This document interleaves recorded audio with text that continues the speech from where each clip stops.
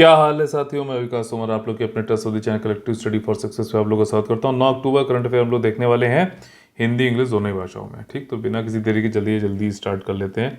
ये पीडीएफ जो है आपको टेलीग्राम चैनल में मिल जाएगी, जिसका लिंक मैंने डिस्क्रिप्शन बॉक्स में दे रखा है, उसको ज्वाइन कर लीजिएगा। हमारे पेड कोर्सेज 1 दिसंबर से यूपीएससी और यूपीपी से ये चल रहे हैं ऑलरेडी, लेकिन अगला जो है 1 दिसंबर से चालू होगा। इसमें टेस्ट सीरीज, स्टडी मटेरियल, आपका जो है study plan, live doubt discussion, mains answer writing, test series, सब कुछ होगा। ठीक, इस नंबर पे 9650347272 पे आप हमसे कांटेक्ट कर सकते हैं।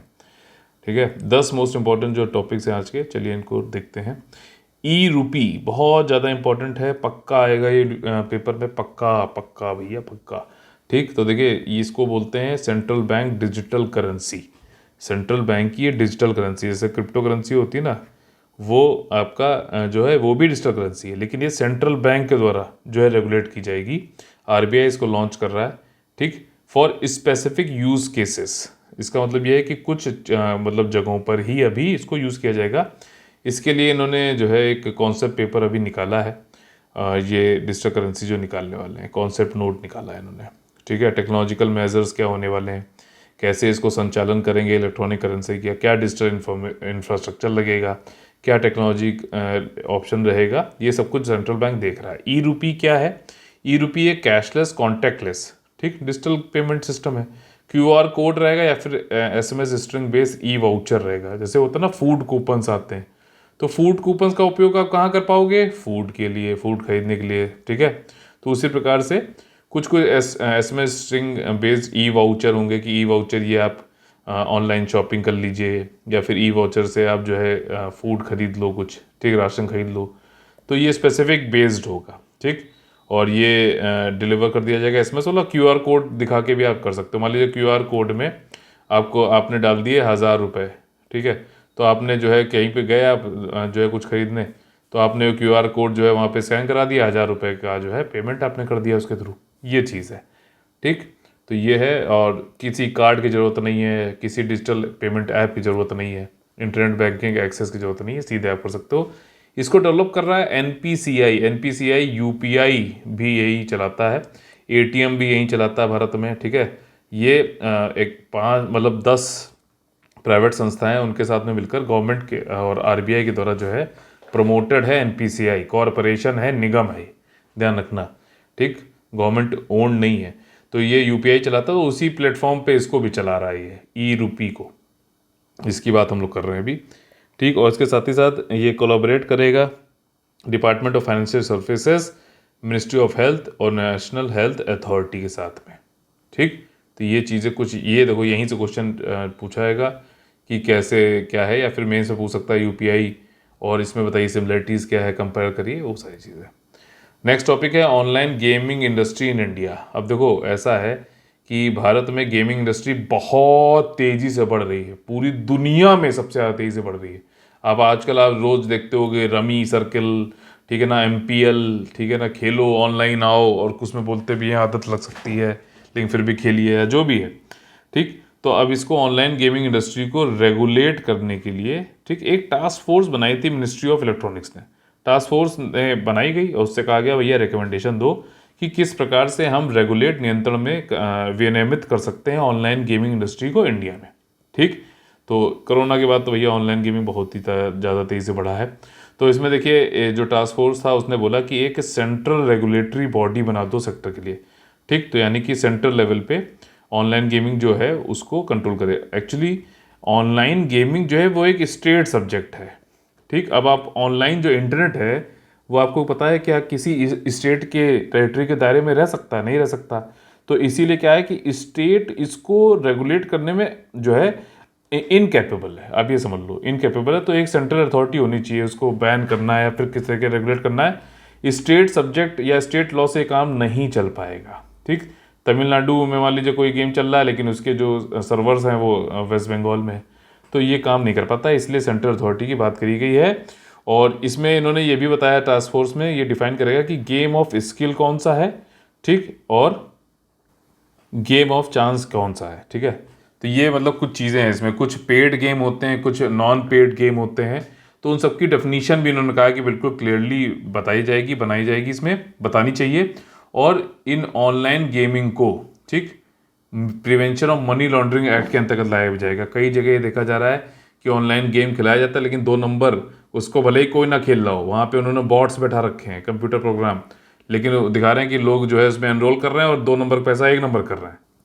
तो prevention of money laundering act के अंतर्गत ऑनलाइन गेमिंग को लाया जाएगा। ठीक, अब देखो central level law for online gaming, ये क्यों सेंट्रल लेवल का एक कानून होना क्यों जरूरी है?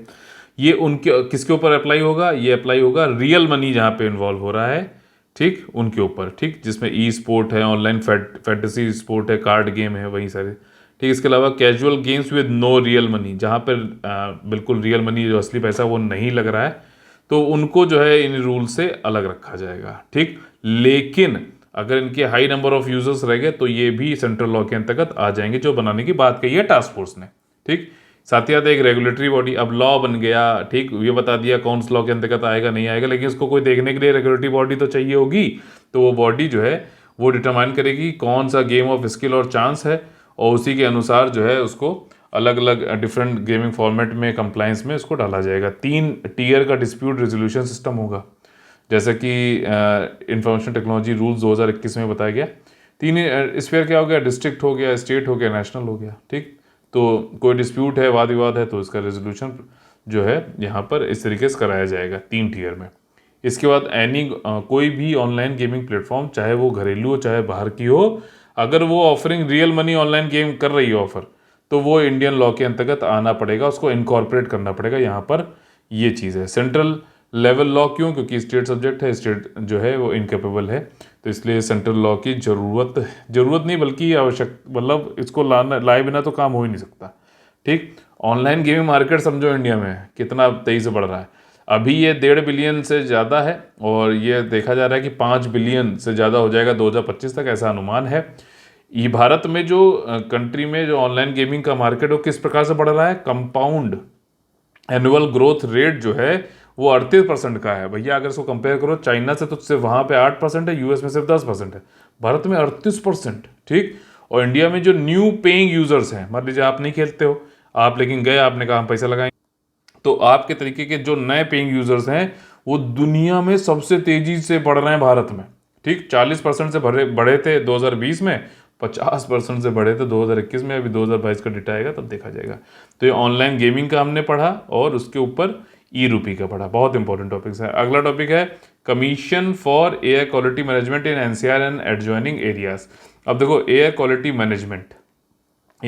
मैनेजमेंट जो है इसको स्टेब्लिश किया गया था, air quality management in NCR and adjoining areas act 2021 में जो आया था, उसके अंतर्गत ये कमीशन आयोग बनाया गया है। ठीक, अब इसका काम क्या है भाई साहब, कि जो एनसीआर का एरिया है, नेशनल कैपिटल रीजन, इसमें यूपी के, दिल्ली तो है ही है, ठीक, राजस्थान के सही सारे जो डिस्ट्रिक्ट आते हैं उन सबको मिला के एनसीआर बनता है। तो वहाँ पर एयर पोल्यूशन को फाइट करने के लिए इन्होंने यहाँ पर ये बोला है कि जो गैस इंफ्रास्ट्रक्चर है, पीएनजी है, सीएनजी है, इसको जल्दी से बढ़ाओ इंफ्रास्ट्रक्चर संरचना को, ताकि लोग गैस जो पीएनजी सीएनजी है जो कि कम पॉल्यूटिंग है in comparison to coal and diesel, उससे जो है निजात पाया जाए, उसका उपयोग कम हो, पीएनजी सीएनजी का गैस का उपयोग ज़्यादा हो, गैस इंफ्रास्ट्रक्चर बढ़ाओ, तभी लोग इसका उपयोग करेंगे। ये चीज़ के लिए इन्होंने बोला और कहा कि अगले विंटर सीजन से पहले कर दो। ठीक, तो ये चीज़ इन्होंने यहाँ पर बोली। उन्होंने ये भी बताया कि एनसीआर में गैस कनेक्टिविटी पीएनजी की करीबन 64% हो गई, 74% हो गई, जो कि अच्छी बात है। ठीक, और पैनल ने 11 सिटी गैस डिस्ट्रीब्यूटर्स भी हैं, उनको बोला है कि इंफ्रास्ट्रक्चर बढ़ाओ एनसीआर में। समझ में आ गई बात? तो ये अगर आता तो इसको आप लिख सकते हो। नोबल पीस प्राइज, भाई साहब यूक्रेन के ऊपर रशिया ने हमला कर दिया, बेलारूस ने जो है रशिया की मदद करी। ठीक, और इन्हीं तीनों मिलके जो है वॉर लड़ रहे हैं और इन्हीं लोग को पीस प्राइज दे दिया गया इस बार। वाह भाई। ठीक, कैसे पीस प्राइज मिला है? पीस प्राइज इसलिए मिला है कि जो भाई गवर्नमेंट तो लड़ाई कर रही है, वॉर कर रही है, लेकिन इन तीनों कंट्रियों में कुछ लोग ऐसे भी हैं जो वॉर का विरोध कर रहे हैं, पीस की बातें कर रहे हैं, तो उन्हीं को नोबेल पीस प्राइज यहाँ पर दिया गया है। बात समझ गए हो गए आप? तो यहाँ पर देखिए एलएस बियालियास्की, ठीक, ये बेलारूस से हैं। ठीक, बियालियास्की जो है ये बेलारूस से हैं। ठीक, दूसरा है रशिया में एक मेमोरियल नाम से, रशिया में मेमोरियल बनाया गया था, ये मानव अधिकार संगठन है। जब कम्युनिस्ट और जोसेफ स्टालिन जब वो डिक्टेटर थे यूएसएसआर में, तो उसके खिलाफ ये काम करते थे। फिर कम्युनिस्ट का आपको पता है यूएसएसआर का विघटन हो गया, ठीक। गोर्बाचेव ने जो पेरेस्ट्रोइका और ग्लासनोस्ट लाए थे उसका विघटन हो गया, तो फिर जो है इनका काम, ये सबसे बड़ी संगठन भी बन गई जो मानवाधिकार का काम कर रही थी। मेमोरियल रशिया की है, ठीक, जिसको भी यहाँ पे नोबेल प्राइज ये तीनों लोग को मिला है कंबाइंड में। और फिर यूक्रेन में एक जो है मानवाधिकार का संगठन है, सेंट्रल फॉर सिविल लिबर्टीज। इन तीनों को मिलाकर नोबेल पीस प्राइज 2022 का दिया गया है, ठीक। एलेस बेलियात्स्की जो है बेलारूस वाले, इनका भी संगठन है और जिसका नाम है वियासना स्प्रिंग नाम से, ठीक। ये पुतिन के एक अलाई हैं जो आपके बेलारूस में अलेक्जेंडर लुकाशेंको, उनके खिलाफ बहुत ज़्यादा बातचीत करते हैं और इसीलिए ये 2021 में जेल भी भेज दिए गए थे। 2011 में भी भेजे गए थे टैक्स इवेजन के लिए एक झूठे केस में, फिर 2021 में फिर भेज दिया गया था इनको, ठीक।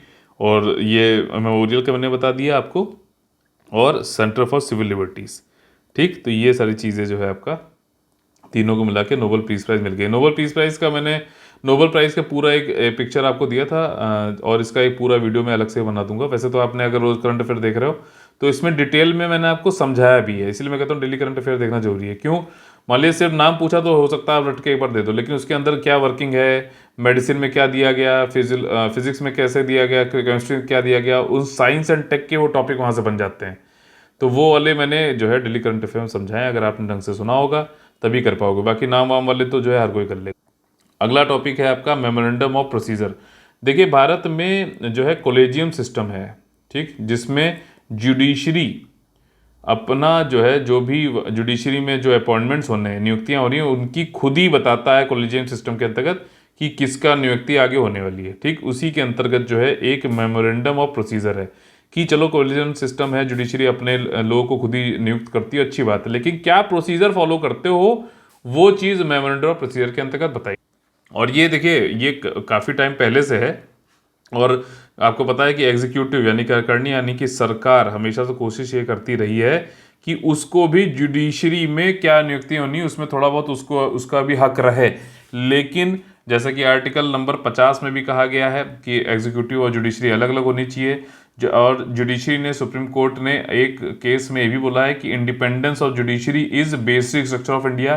तो इस सब की वजह से जुडिशरी कभी भी हाथ नहीं डालने देती है एग्जीक्यूटिव को, और सही बात भी है। एग्जीक्यूटिव अगर किसी को जज बना रहे तो हो सकता है कि, और ज़्यादातर लिटिगेशन जो होते हैं वो सरकार के खिलाफ ही होते हैं, तो अगर सरकार का कोई जज बैठ जाएगा तो हो सकता है उनके फेवरेबल जजमेंट दे, तो एक लॉजिकल बात भी है, इसलिए जुडिशरी को अलग ही होना चाहिए। लेकिन भैया किस प्रकार से काम हो रहा है वो चीज़ बताने के लिए प्रोसीजर आपको ये मेमोरेंडम ऑफ प्रोसीजर बताना पड़ेगा। इसका कोई भी उल्लेख ना ही किसी लॉ में है और ना ही कॉन्स्टिट्यूशन में कहीं लिखा हुआ है। ये बात एमओपी के लिए भी है और कॉलेजियम सिस्टम के लिए भी, लेकिन यहीं से अभी जो है अभी डी फैक्टो यही काम चल रहा है, ठीक, ग्राउंड पे। तो यहाँ पर जस्टिस यू ललित जी जो हैं ये रिटायर हो जाएंगे 8 नवंबर से, और ऐसा देखा गया है कि 1 महीना पहले से जो है ये चालू हो जाता है मेमोरेंडम ऑफ प्रोसीजर कि अगली किसकी नियुक्ति होनी है, किसको सीजीआई मुख्य न्यायाधीश देश का बनाना है, उसकी जो है नियुक्ति के लिए काम चालू हो जाता है। तो अब ये भैया नियुक्ति वैसे तो ऑफिशियली कौन करता है, ठीक, प्रेसिडेंट करते हैं, लेकिन कॉलेजियम सिस्टम जिसको नाम देते हैं उसी को। और मान लो कई बार ऐसा भी होता है कि प्रेसिडेंट वापस कर दे नाम कोई, तो दोबारा से अगर नाम भेजा कॉलेजियम सिस्टम ने, सीजीआई ने, कि भैया इनको जो है नियुक्तियां करनी, तो फिर ये कन्वेंशन है, परंपरा है कि उसको फिर लेना ही पड़ता है, उस नाम को, अपॉइंटमेंट को करना ही पड़ता है, ठीक। तो आपका चंद्रचूड़ जी जो हैं जस्टिस वो बनेंगे अगले, और वो फिर 2 साल तक बने रहेंगे 2024, ठीक। तो यही सारी चीज़ें इसमें बताई गई हैं जो मैंने आपको बताया। कॉलेजियम सिस्टम 3 केसेस के अंतर्गत आया था। फर्स्ट जजेस केस 1981, दूसरा आया 93 12 साल बाद, फिर 5 साल बाद आया थर्ड जजेस केस। इसमें रेफरेंस मांगा था प्रेसिडेंट ने, ठीक, अंडर आर्टिकल 143 के अंतर्गत। एमओपी पहली बार 1999 में आया था, लेकिन फिर इसकी बात फिर से चालू हुई जब NJAC, national judicial appointment commission, जो इस सरकार ने लाया था कि एग्जीक्यूटिव का भी कुछ रोल है, फिर उसको सुप्रीम कोर्ट ने जो है क्या किया था कि जस्टिस कहर जब थे उन्होंने इसको नल एंड वॉइड कर दिया था। तो फिर से ये जो है लाइमलाइट में आ गया कि मेमोरेंडम ऑफ प्रोसीजर तो दे दो भैया, ठीक। तो ये चीज़ है। अगला टॉपिक ये हम लोग पढ़ चुके हैं वैसे तो, महाकालेश्वर टेम्पल, इसका एक एक्सटेंशन प्रोजेक्ट मोदी जी अभी इनॉग्रेट करने वाले हैं, इसका पहला फेज, ठीक।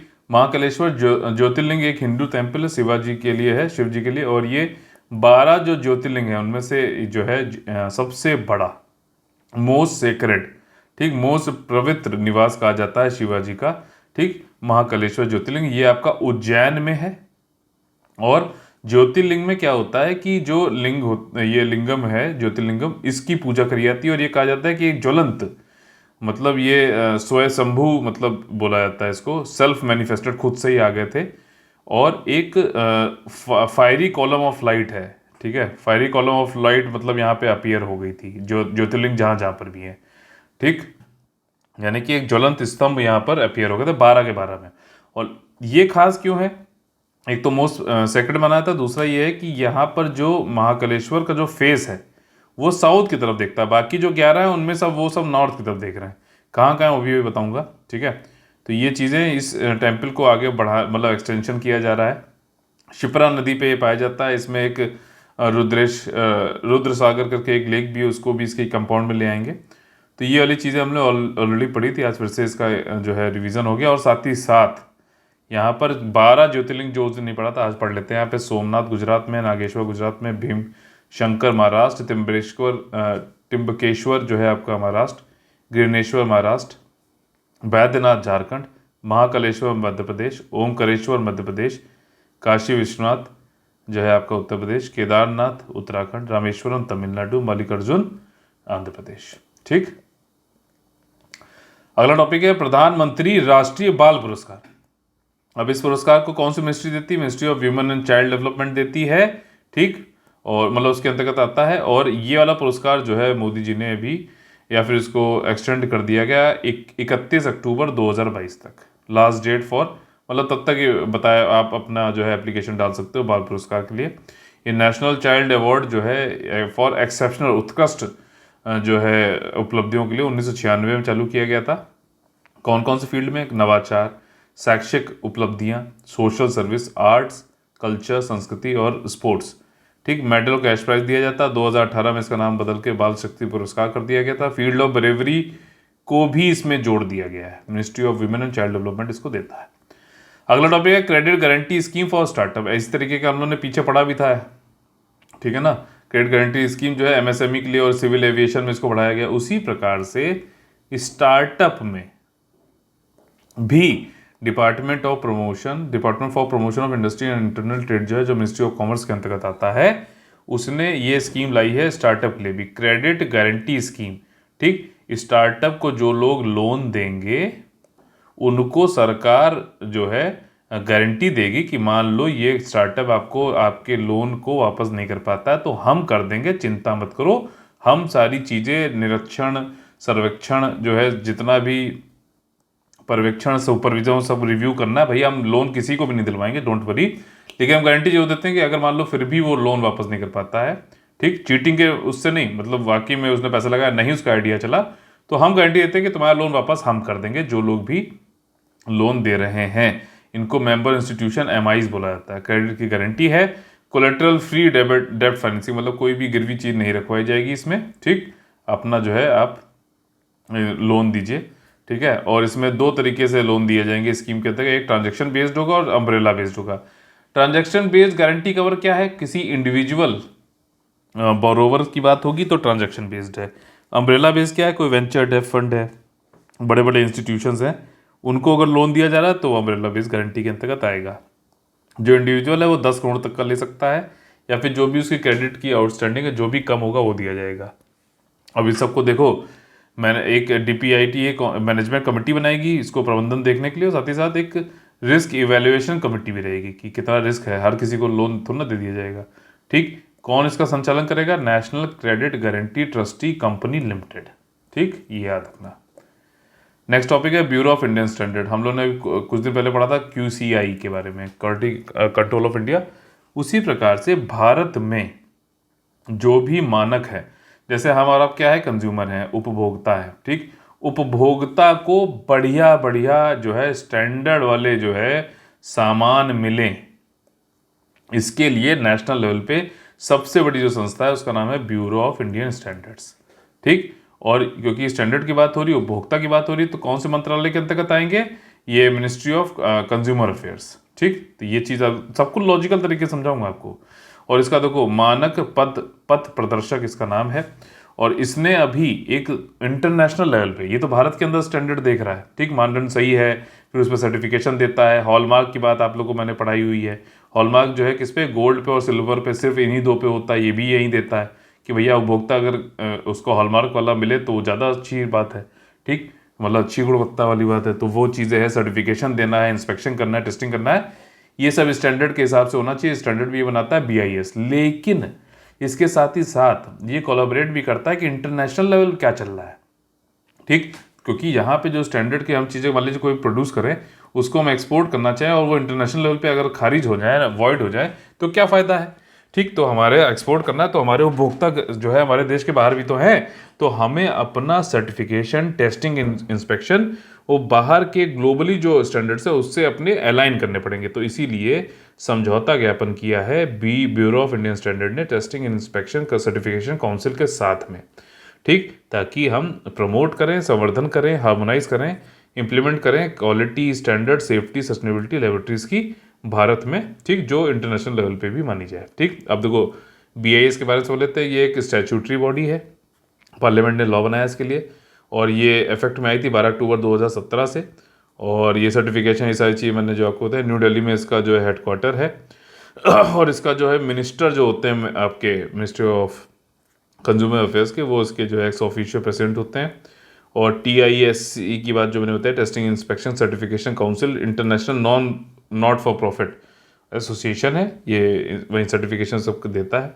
और इसका भी वही काम है कि भैया एक तो स्टैंडर्ड और ये सारी चीज़ें बने रहें, गुणवत्ता बनी रहे, साथ ही साथ पब्लिक को प्रोटेक्ट करे, फैसिलिटेट करे ट्रेड और सपोर्ट इनोवेशन। ट्रेड समझ रहे हो, एक्सपोर्ट, ठीक है।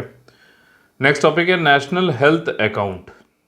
अब देखिए, सरकार के द्वारा नेशनल हेल्थ अकाउंट के अंतर्गत जितनी भी हेल्थ सेक्टर में व्यय हो रहे होते हैं, एक्सपेंडिचर हो रहे होते हैं, ठीक, पब्लिक सेक्टर में, प्राइवेट में, उन सबका ब्यौरा, उन सबका डेटा मिलता है नेशनल हेल्थ अकाउंट्स में। सरकार ने इस बार ये बताया कि जो आउट ऑफ पॉकेट एक्सपेंडिचर है, ठीक है ना, जनता, वो काफ़ी घट गया है। Actually out of pocket expenditure ये होता है कि जितना कोई व्यक्ति, मान लीजिए उसकी सैलरी है 100 रुपये है, ठीक, लेकिन बीमार पड़ जाता है तो हेल्थ के कारणों की वजह से उसको अपनी जेब के बाहर जाकर किसी परिजनों से लोन लेकर या कहीं से भी पैसा लाकर, ठीक, उसकी सैलरी के अप एंड अबव जो खर्चा करना पड़ता है उसको आउट ऑफ पॉकेट एक्सपेंडिचर खर्चा बोला जाता है, ठीक। तो और ये बहुत बड़ा एक रीज़न है भारत में पॉवर्टी में लोगों को लाने के लिए और लोगों को बने रहने के लिए, आउट ऑफ पॉकेट एक्सपेंडिचर जो हेल्थ पे लोग करते हैं। सरकार ने जो अभी अकाउंट NHA के अंतर्गत जो डेटा दिया उसमें बताया कि आउट ऑफ पॉकेट एक्सपेंडिचर बहुत कम हो गया है, ठीक, सब कुछ तो सरकार ही करा देती है, सब कुछ फ्री मिल जाता है, तो जो है काफ़ी कम हो गया, टेंशन वेंशन वाली बात नहीं है, ठीक है। तो अब इस पर कई सारी न्यूज़ रिपोर्ट ने बोला कि ये जो सरकार ने डेटा दिया है काफ़ी गलत है और ये काफ़ी जो है इसमें मतलब इनएक्यूरेसी है। तो सरकार ने फिर पलट के वार किया, कहा कि देखिए ऐसा है कि अगर कोई ऐसा न्यूज़ चैनल ऐसा कुछ बात कर रहा है तो ये सब मिसलीडिंग, इनकरेक्ट है, हम जो बता रहे हैं वो सही है, आउट ऑफ पॉकेट एक्सपेंडिचर बहुत ही कम हो गया है।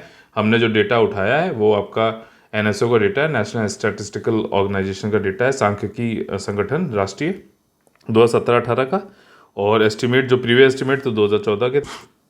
तो इसमें हमने पाया है कि आउट ऑफ पॉकेट एक्सपेंडिचर काफ़ी गिर गया है, ठीक है। तो यही चीज़ बताइए, NHA जो है इन्फॉर्मेशन सारी हेल्थ से संबंधित देता है, और जो अकाउंटिंग प्रोसेस भी है वो उन्होंने बताया कि हम ऐसी वैसी अकाउंटिंग प्रोसेस हमारी घर की नहीं है। WHO के द्वारा सिस्टम ऑफ हेल्थ अकाउंट 2011 जो आया इंटरनेशनली एक्सेप्टेड है, उसी के बेसिस पे हम अकाउंटिंग भी कर रहे हैं, ठीक। 2018-19 में छठा राउंड हुआ था एस्टिमेट का, एनुअल हेल्थ अकाउंट का, ठीक है। और ये पब्लिश किया जाता है national health system resource centre के द्वारा, जो कि मिनिस्ट्री ऑफ हेल्थ और फैमिली वेलफेयर के अंतर्गत आती है, ठीक। समझ में आ गई बात। तो ये चलिए आज के MCQ देख लेते हैं। MCQ की PDF भी आपको टेलीग्राम चैनल पे मिल जाएगी, जिसका लिंक डिस्क्रिप्शन बॉक्स में मैंने दे रखा है। चलिए पहला क्वेश्चन देख लेते हैं। राष्ट्रीय स्वास्थ्य खातों के संबंध में सही उत्तर चुनें। It is a tool to describe health expenditure and the flow of funds in government only. तो ये गलत हो गया, मैंने प्राइवेट भी बताया था अभी आपको, ठीक है। करेक्ट पूछा गया है। It is publish by the national health system resource centre under the ministry of health and family centre. बिल्कुल सही है, पहला गलत दूसरा सही, करेक्ट पूछा गया तो टू ओनली यानी कि बी ऑप्शन हो जाएगा। नेक्स्ट क्वेश्चन आपका, भारतीय मानक ब्यूरो के संबंध में सही उत्तर चुने। या भारतीय मानक ब्यूरो अधिनियम 2016 द्वारा स्थापित एक कार्यकारिणी निकाय है, ठीक। तो क्या ये एग्जीक्यूटिव बॉडी है? कार्यकारिणी ने कहा नहीं नहीं स्टैट्यूटरी बॉडी है, तो पहला स्टेटमेंट यहाँ पर गलत हो गया। दूसरा स्टेटमेंट कह रहा है BIS कृषि उत्पादों को पूरा करता है, नहीं नहीं कृषि नहीं है भाई साहब, इंडस्ट्रियल एंड कंज्यूमर गुड्स को देखता है, ठीक है ना। तो ये चीज़ आपको समझना जरूरी है कि किस प्रोडक्ट को देखता है, इंडस्ट्रियल और consumer goods, not agriculture products, ठीक है। तो ये स्टैट्यूटरी बॉडी, ये चीज़ भी आपकी यहाँ पर आपको अब याद रहेगी। दोनों ही गलत हो गए, इसलिए डी नन ऑफ दीज हो जाएगा क्योंकि करेक्ट पूछा गया है। नेक्स्ट क्वेश्चन है choose the correct answer regarding Mahakaleshwar temple. Mahakaleshwar jyotirlinga is a Hindu temple dedicated to Shiva and one of the 13 jyotirlinga. 13 है कि 12 है? 12 है, तो पहला स्टेटमेंट हो गया गलत। Idol of Mahakaleshwar temple faces north, तो साउथ, ठीक है, साउथ बोल रहा है। तो क्या स्टेटमेंट सही है? बिल्कुल सही है। दूसरा स्टेटमेंट सही, पहला स्टेटमेंट गलत। करेक्ट पूछा गया तो बी आंसर यहाँ पर 2 ओनली हो जाएगा। अगला क्वेश्चन है choose the incorrect answer regarding e rupee. E रूपी जो है उससे संबंधित इनकरेक्ट आंसर बताइए, ठीक है। स्टेटमेंट कौन कौन से हैं? तो it is a QR code और SMS string based e voucher which is delivered to the mobile of the beneficiary, बिल्कुल सही है। It has been develop by the NPCI, बिल्कुल सही है, दोनों सही है। इनकरेक्ट पूछा गया इसलिए इनकरेक्ट कोई भी नहीं, नॉन ऑफ दीज हो जाएगा आंसर, ठीक। सिली मिस्टेक मत करिएगा यार, तभी मैं आपको इस तरीके से बताता हूँ कि आपकी आदत पड़ जाए, आपका क्वेश्चन वहाँ पे एग्जाम में डर की वजह से ना खराब हो, आपको ये सब प्रोसेस पता हो, ठीक। Collegian system of appointment of supreme court जजेस डिराइव सैंक्शन फ्रॉम, तो ये कॉन्स्टिट्यूशन से क्या हमें इसकी इजाज़त मिलती है? नहीं। Consent of the government? नहीं। Decision of the supreme court? Yes. President of India? नहीं, ठीक है। तो कॉलेजियन सिस्टम जो है सी आंसर यहाँ पे हो जाएगा। कॉलेजियन सिस्टम को लाने के लिए सुप्रीम कोर्ट का जो है केसेस थे उसकी वजह से आया।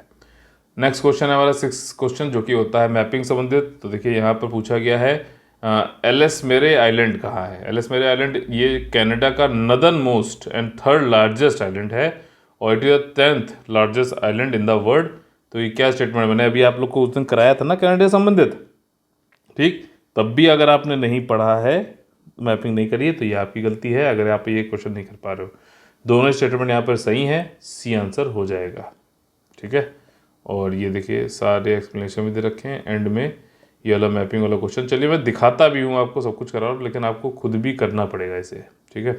ये PDF आपको कहाँ मिलेगी? टेलीग्राम चैनल पे, जिसका लिंक डिस्क्रिप्शन बॉक्स में दे रखा है। करंट अफेयर MCQ क्विज नाम से है, एलिस मेरे आइलैंड, ये हो गया, ठीक। उस दिन हम लोगों ने कौन सा किया था? बैफिन, ठीक है, बैफिन आइलैंड, ये हडसन बे है, बैफिन बे है, ठीक है। चलिए क्वेश्चन देख लेते हैं अपना मेंस आंसर राइटिंग वाला क्वेश्चन। आज का क्वेश्चन देखने से पहले 8 अक्टूबर का जो क्वेश्चन था कि व्हाट आर लोक अदालत क्या है, उनकी उत्पत्ति, संरचना, कार्यप्रणाली की व्याख्या करें। लोक अदालत आउट ऑफ कोर्ट सेटलमेंट है, ठीक है। कोर्ट में जो केसेस चल रहे हैं उनको आप आउट ऑफ कोर्ट ले आ सकते हैं। कोर्ट में जो केस नहीं चल रहे हैं वो अगर कोर्ट में जाने वाले हैं तब भी ला सकते हैं, या फिर नॉन कॉम्पाउंडेबल अगर कोई केस नहीं है, ठीक है। या फिर इस प्रकार समझ लो जो केसेस कंपाउंडेबल है खाली वहीं आ सकते हैं। लोक अदालत में फ्री चार्ज होता है, लेकिन भाई साहब जो डिसीजन लिया जाएगा वो बाइंडिंग होता है और आप उस पर फिर आगे अपील नहीं कर सकते, लेकिन फिर भी आप कोर्ट पे जा सकते हैं, अप्रोप्रिएट कोर्ट पे।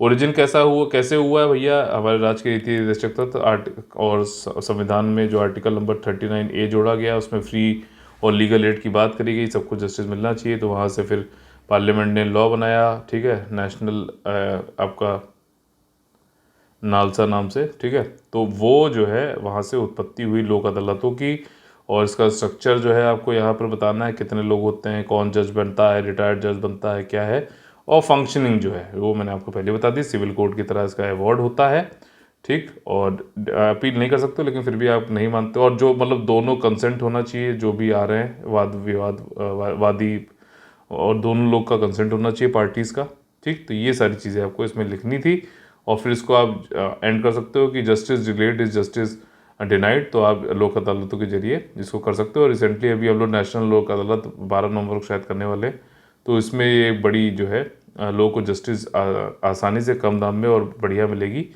तो इसको हमें ध्यान रखना है, ठीक है। तो इसको और बढ़ाना चाहिए।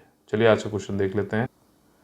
ठीक, समझ में आ गया ना क्वेश्चन का? उसको फिर अपने शब्दों में लिखो, ठीक है। 9 अक्टूबर का जो आज का क्वेश्चन है, question number 81, what is e rupee? पूरा आज मैंने समझाया इसको ढंग से। What will be the possible effects of e rupee according to you on Indian economy? ये थोड़ा सा आपको इसमें सोचना पड़ेगा। अगर आप डेली करंट अफेयर देख रहे हो, मेरा एनालिसिस सुन रहे हो, तो आप इसको आसानी से कर लोगे। ठीक, नहीं सुन रहे हो तो भैया स्टार्ट करो, मेहनत करनी पड़ेगी, उतनी मेहनत करो जिससे आपका जो है सिलेक्शन हो जाए। इतनी मेहनत मत करो कि आप पीएचडी करने लग जाओ, रिसर्च पे चले जाओ, वो आपका एम यहाँ पे नहीं होना चाहिए। ठीक, और मटेरियल कलेक्टर तो बिल्कुल मत बनो, रोज़ रोज़ इम्प्रूवमेंट करो, वो ज़्यादा ज़रूरी है।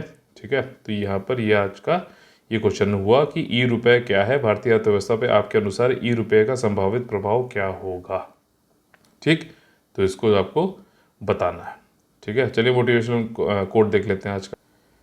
मोटिवेशनल कोट आज का ये है कि जिस तरह, बहुत ध्यान सुनिएगा, जिस तरह पतझड़ के बिना पेड़ पर नए पत्ते नहीं आते, पर्णपाती जो पेड़ होते हैं डेसिडुअस, उसमें क्या है, पतझड़ के टाइम पे पेड़ एक्चुअली क्या करता है कि अपने आप को तैयार करता है हार्श सीजन के लिए। ठीक, तो आप जैसे आप लोग उष्ण कटिबंधीय क्षेत्रों में रहते हैं, ट्रॉपिकल एरियाज में, तो समर हमारे यहाँ हार्श रहते हैं, तो समर से पहले हमारे पत्ते झड़ जाते हैं। ठीक है, हमारे पेड़ों के और वैसे ही जो है, जहाँ जो ठंडी जगह होती है वहाँ पे विंटर से पहले झड़ते हैं। तो ऐसा मत सोचो कि हर जगह जो है समर से पहले ही झड़ते होंगे। और पतझड़ होना क्यों जरूरी है वो समझ लेते हैं यहाँ पर। देखिए, इसको मतलब एक मैसेज है इसमें, जिस तरह पतझड़ के बिना पेड़ पर नए पत्ते नहीं आते, ठीक उसी तरह कठिनाई और संघर्ष के बिना अच्छे दिन नहीं आते। चलिए, आज के लिए इतना बहुत है। अगर आप लोगों को पसंद आया तो लाइक शेयर सब्सक्राइब जरूर करिए। चलिए, मिलते हैं अगली वीडियो, तब तक के लिए आप लोग से लेते हैं टाटा बाय बाय। जय जय Bharat, all the very best है, वंदे मातरम।